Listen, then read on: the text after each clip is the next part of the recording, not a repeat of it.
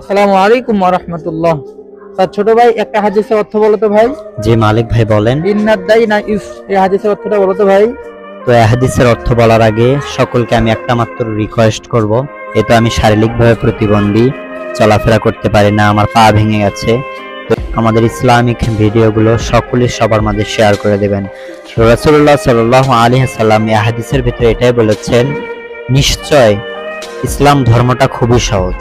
কারণ যারা আমরা অনেকেই ভাবি যে ইসলাম ধর্মে থাকা হয়তো খুব কঠিন, ইসলাম ধর্মের নিয়ম কারণ মানা হয়তো খুবই কঠিন, তো তাদেরকে এটাই বলবো, ইসলাম ধর্মটা কঠিনও না আবার বেশি সহজও না।